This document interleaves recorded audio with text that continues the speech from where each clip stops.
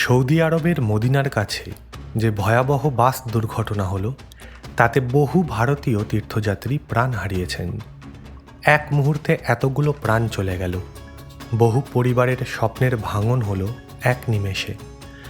মানুষগুলো হয়তো তখন ঘুমাচ্ছিল, আর এক মুহূর্তেই সব শেষ।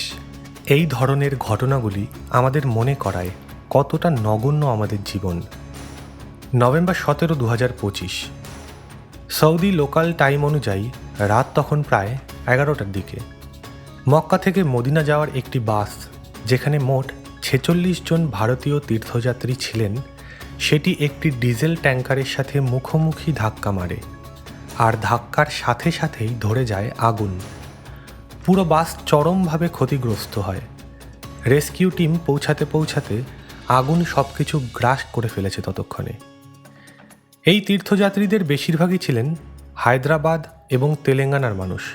মোট 54 জন বের হয়েছিলেন উমরাহ করতে, কিন্তু 8 জন আলাদা গিয়েছিলেন। কেউ মক্কাতেই ছিলেন, কেউ গাড়ি করে গিয়েছিলেন। বাসে ছিলেন মোট 46 জন। নিউজ রিপোর্টস অনুযায়ী 46 জনের মধ্যে 45 জনই মারা গিয়েছেন। একবার ভাবুন, একটা পুরো জয়েন্ট ফ্যামিলি, 3 জেনারেশন, সবাই একসাথে চলে গেলেন। ভাগ্যের কি ভয়ঙ্কর পরিহাস। এই দুর্ঘটনার একমাত্র সার্ভাইভার হলেন 24 বছর বয়সী মোহাম্মদ আব্দুল শোয়েব। তিনি ড্রাইভারের কাছে বসেছিলেন, তাই আগুন লাগার পরে কোনোভাবে বের হতে পেরেছিলেন।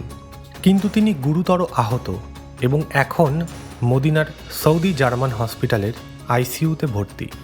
এমন ঘটনায় সার্ভাইভার্স গিল্ট কি ভয়ঙ্কর হতে পারে একবার ভেবে দেখুন। আপনার পুরো গ্রুপ নেই, বন্ধুবান্ধব, আত্মীয় স্বজন কেউ নেই, আর আপনি একা রয়ে গেলেন।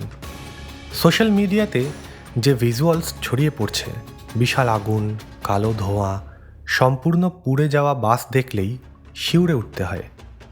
সৌদি অথরিটিস তদন্ত করছেন সব রকম অ্যাঙ্গেল থেকে।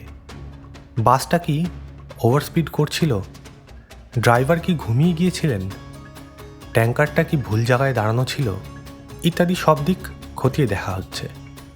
মক্কা মদিনা হাইওয়েতে স্পিড লিমিট 120 কিলোমিটার পার ঘন্টা, আর হাই স্পিড হাইওয়েতে একটা ছোট্ট ভুল মানেই বড় দুর্ঘটনা। সৌদির ইন্ডিয়ান এম্বাসি সাথেই 24/7 হেল্পলাইন চালু করেছে। প্রাইম মিনিস্টার মোদি নিজের এক্স হ্যান্ডেলে লিখেছেন তিনি প্রচণ্ড শোকাহত এবং ভিকটিমসদের পরিবারের পাশে আছেন। External affairs minister S Jaishankar personally Saudi অফিসিয়ালসদের সাথে কন্ট্যাক্ট করেছেন। তেলেঙ্গানা গভর্নমেন্ট একটি স্পেশাল টিম পাঠাচ্ছে সৌদিতে ফ্যামিলি সাপোর্টের জন্য। হায়দ্রাবাদে কন্ট্রোল রুম চালু করা হয়েছে। সৌদি আরবিয়াতে ইসলামিক ট্র্যাডিশন অনুযায়ী শেষকৃত্য করা হয়, কিন্তু ভিকটিমসদের ফ্যামিলি চাইলে ইন্ডিয়াতেও শেষকৃত্য করা যেতে পারে। এজন্য ডিএনএ ম্যাচিং করতে একটু সময় লাগবে। হায়দ্রাবাদের বিভিন্ন মস্কে স্পেশাল প্রেয়ার্স পড়া হচ্ছে। রিলেটিভসরা ট্রাভেল এজেন্সিজ এর সামনে দাঁড়িয়ে আপডেটস পাওয়ার জন্য। একটি মা তার 3 মেয়েকে হারিয়েছেন একই সাথে। একটি পরিবারের 9টি শিশু হারিয়েছে। কি মর্মান্তিক ঘটনা একবার শুধু কল্পনা করুন। সাউদি হাইওয়েজে এর আগেও bus fire, tanker collision, brake failure এরকম বহু দুর্ঘটনা ঘটেছে। সাউদি গভর্নমেন্ট সেফটি মেজার্স বাড়িয়েছিল, কিন্তু এই ক্র্যাশ আবার একটা বড় প্রশ্ন তুলে ধরল। যে মানুষগুলো তাদের জীবনের সেরা স্পিরিচুয়াল জার্নিতে বের হয়েছিলেন, তারা কেউই ভাবেননি এটাই হবে তাদের শেষ যাত্রা।